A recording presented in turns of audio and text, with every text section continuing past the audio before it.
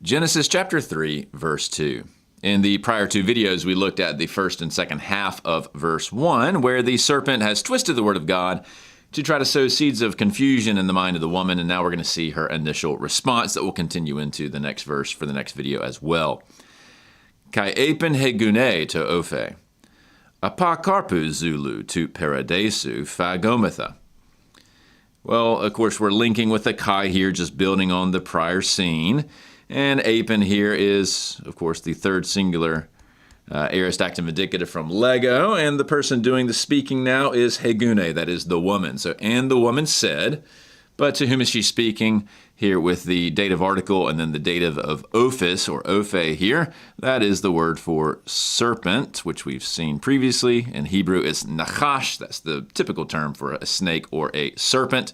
And so the woman said to the serpent, and here is her reported speech.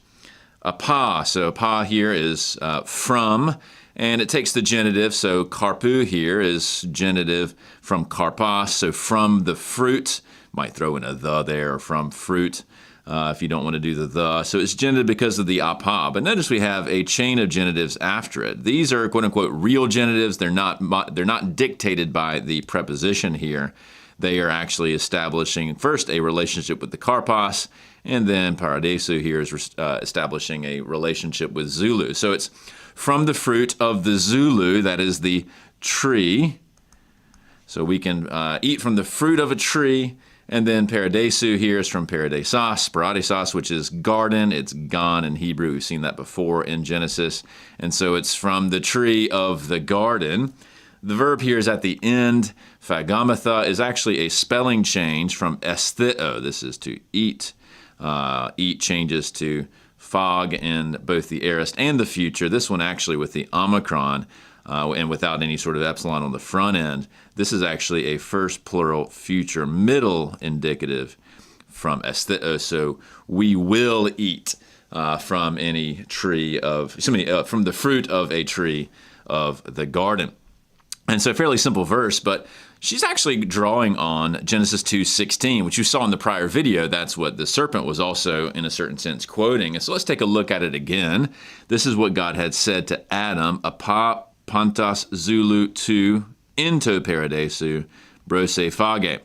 So notice it's from again, which corresponds to this. Then it's Zulu, which corresponds to this. And then there's a slight tweak here, which is not a big deal.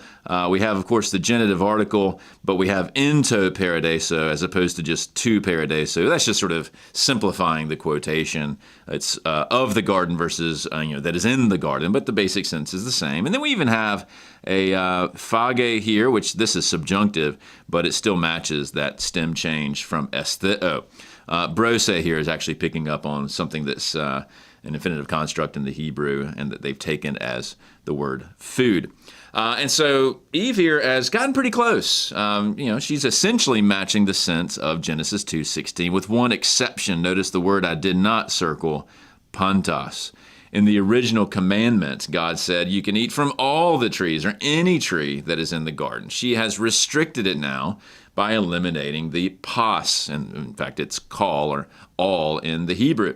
And so this is the first stage in which Eve has slightly either forgotten or somehow modified the commandment of God. It gets even worse in some sense in verse 3, as we'll see in the next video. So not only has Satan twisted the word of God to sow seeds of confusion and so forth in the mind of Eve, but her own recollection, perhaps being poorly taught by Adam, is also a bit off kilter. And we'll see that continue in the next verse, in the next video.